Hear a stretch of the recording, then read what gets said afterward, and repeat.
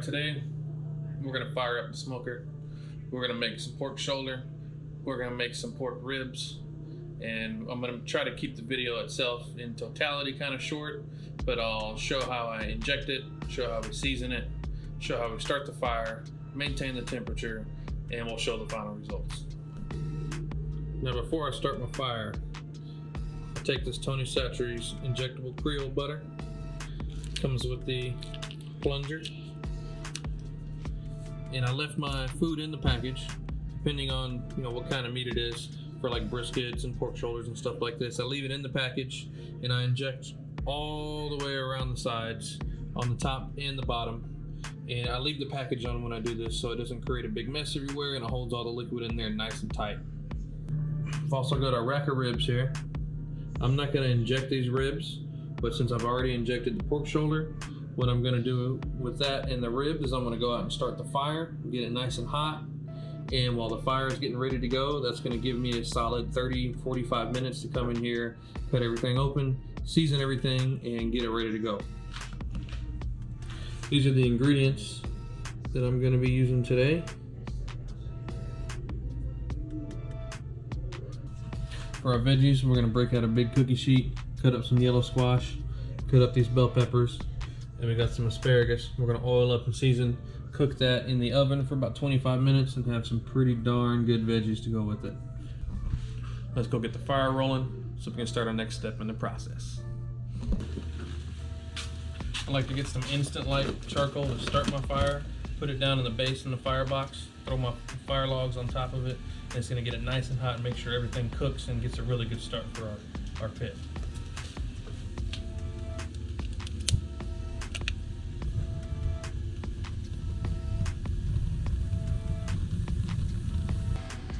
Before you throw that meat on there, you're going to make sure you oil everything up real nice.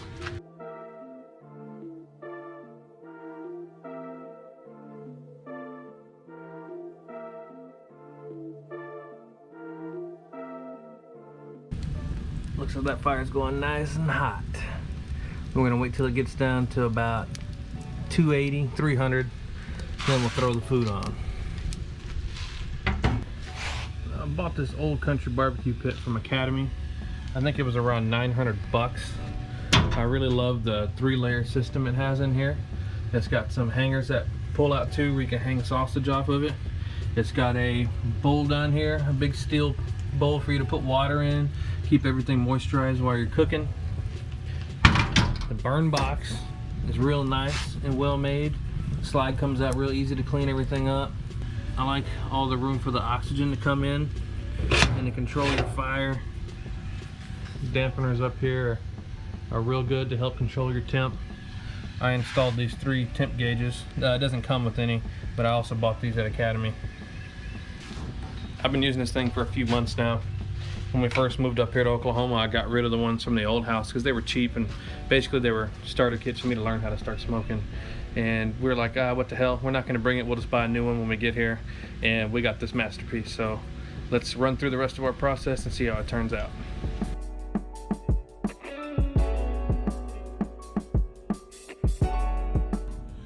Now that we have this giant chunk of meat, I like to get what I call squeezable butter. It's basically, I think, squeezable vegetable oil, or it says 60% vegetable oil, but it's squeezable butter. I put this all over.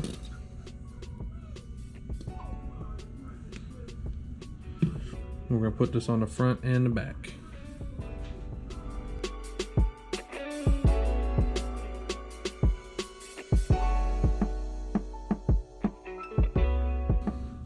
We got it on the front and back. It's time to add the meat tenderizer, and I do a lot of hand washing during this process to make sure I don't get all my fixings here dirty.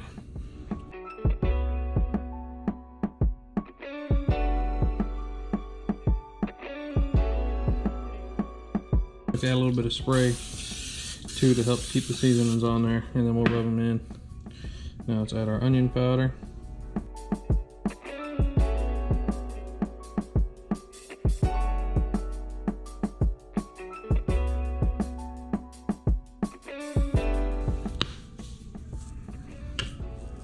roll with the salt lick. Now, this is very good. It contains salt and pepper in it with various other seasonings, but if you put too much on, it can be pretty rough. So let's go ahead and just make sure you add it, you know, somewhat liberally, but let's not overdo it.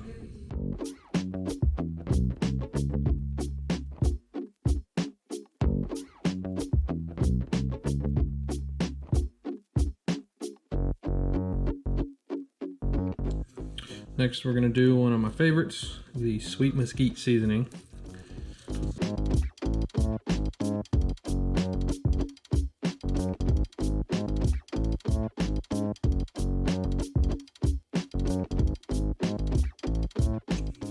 I'm gonna do a little bit of garlic powder.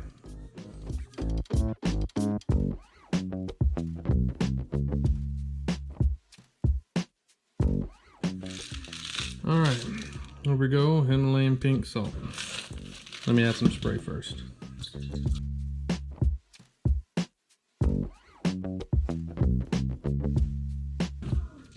Now let's add some black pepper. So it is time to repeat process on this side.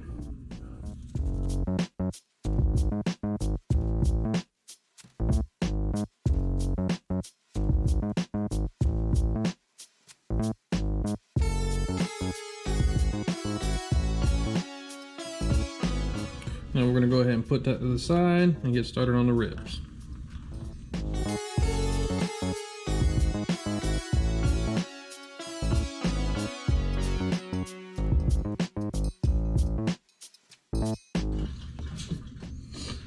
All right, squeezable butter.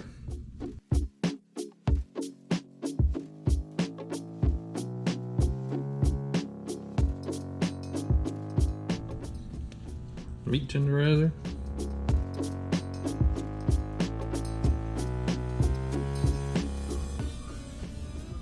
Chipotle barbecue rub.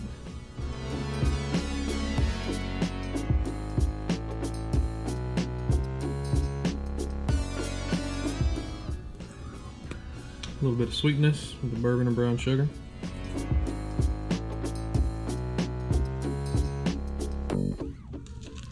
Now let's add our pink salt.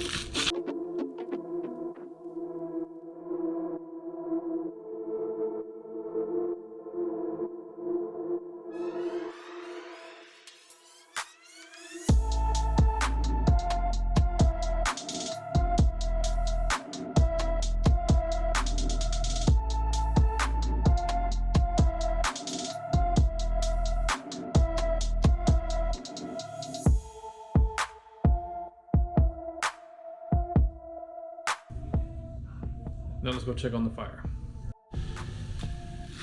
All right, looks like we're sitting about 300. This is where I like to throw it on. For the majority of the time, I cook it between 225 and 275, but I like to throw it on where it's a little bit hot and then add more firewood as needed. So let's go grab the food. Let's toss that sucker on there and let's get down to business. All right, here we go. Everything's looking nice and toasty in here. Let's go ahead and add this big pork shoulder.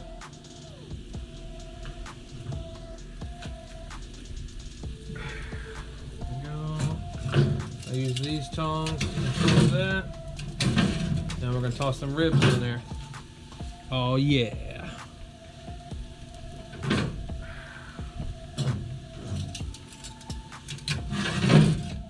Go. Let's close it up. I gotta go wash my hands. And we'll check the fire shortly. When it starts getting below 225, sometimes I'll let it dip down to around maybe 200 before I add a little bit more. And I keep it between usually 225 and 275. But if it gets a little bit below 200, or a little bit below 225, it's not a problem at all. You can just let it slow cook even longer. What I'm gonna try to do is maybe get around 7 to 8 hours at least on that pork shoulder, maybe even more, because those ribs are gonna be done before that. We may tear into them ribs a little bit, eat some veggies, which will hold us off longer and let us even slow cook that pork shoulder for extra amount of tenderness. What I like to do is get these logs and then get in here and split them into smaller pieces.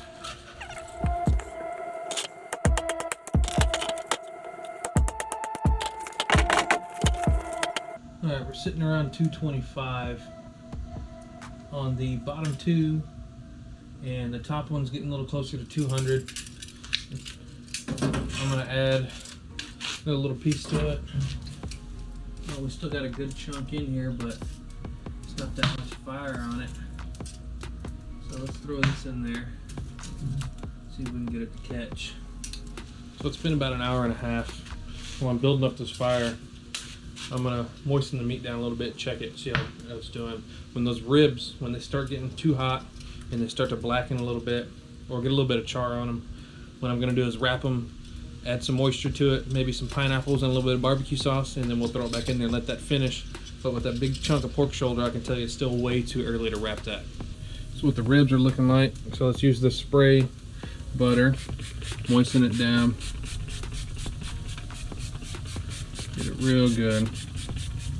This pork shoulder is looking real good too. We're going to spray this as well.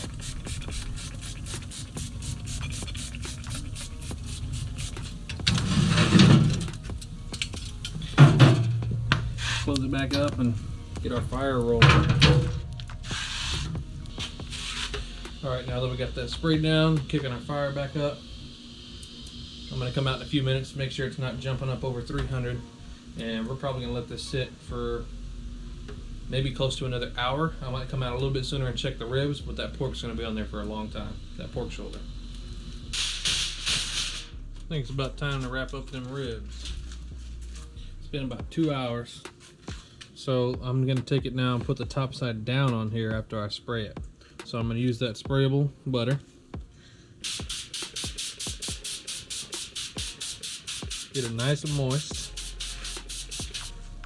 I'm going to add a little bit of this Salt Lick original barbecue sauce. Let's throw the ribs top down, and then we'll spray the top of it, or the bottom. Oh yeah, that's looking real good after 2 hours. Let's wrap it up.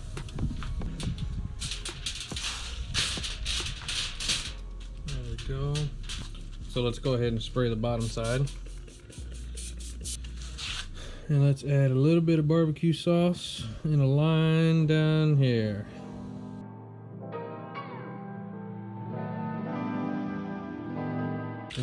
Take this, put the top down. We'll probably let this sit on there another 2 hours or so. Spray this, make sure it's nice and moist. How's the bottom looking? The bottom's still looking good. All right. So we're gonna let that sit at least for 2 more hours on the ribs. Then we'll come back out in another hour or so, make sure the temperature is good on the fire, make sure everything's moist on the pork shoulder, and we're gonna let that go for many hours. So our fire's still looking pretty good. After I wrapped the ribs and put them in, the temperature went down quite a bit. We're around 225 here, closer to 200 on this one, and about on 200 here. So when we close it up, that temperature is going to raise back up, hopefully around 225, between there and 250. If not, we'll make adjustments on the fire.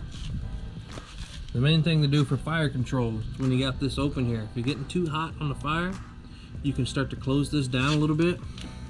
Not all the way, but you can just tap it closed, control the oxygen that goes in there. When you get the lesser amount of oxygen, it'll stop fueling the fire so much, which will help knock down that temperature. Or an alternative is up top here, close one of these, or make both of them half closed. When it gets real hot, sometimes I'll close one for sure and leave the other one open, and I'll start adjusting down here till I get what I need is right. Okay, it's been about an extra 3 hours. Went and put my heat gloves on. I'm gonna pull them ribs off. They should be ready to go. Let them sit for about 30-45 minutes before we tear into them with a knife. And we're gonna take a look at that pork shoulder.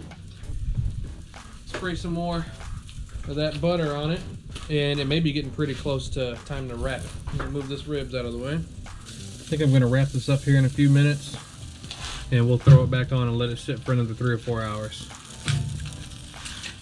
Okay, this time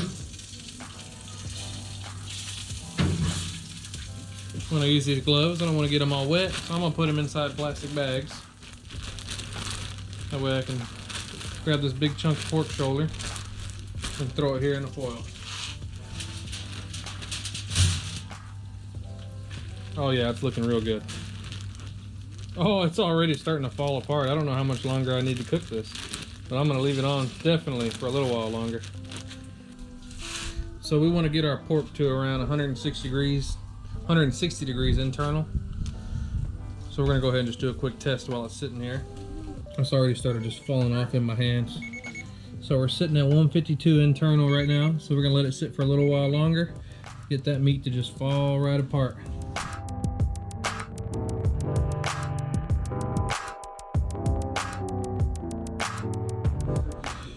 All right, we're gonna make a little veggie dish here. I'm gonna cut up some asparagus.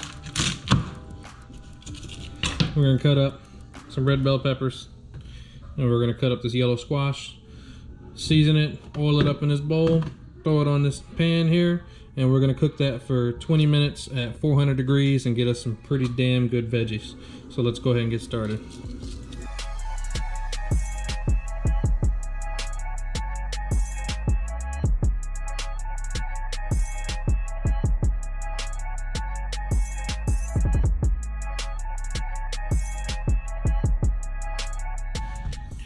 Okay, now that we got that all cut up, I'm gonna pour in some avocado oil and we're gonna season this sucker. So in this case, we're gonna go with Salt Lick Original, not the garlic. We're gonna add our own garlic, because garlic goes on everything. The McCormick Garden Vegetable, and the salt. And I'm gonna get to mixing. Put all our veggies down on the pan. So we're going to preheat this sucker and we're going to cook it at 400 degrees for 20 minutes. All right, what do you say we take a look at these ribs? They've been sitting for quite a while now. Whew.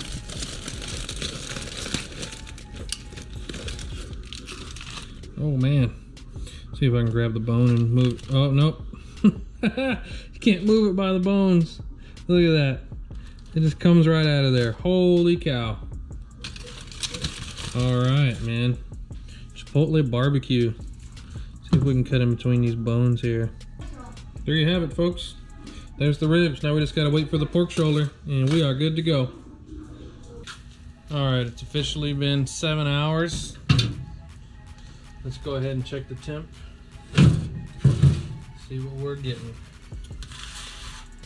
We are sitting at 169 internally. That means that shit is ready to go. Let's pull it out and go shred it apart.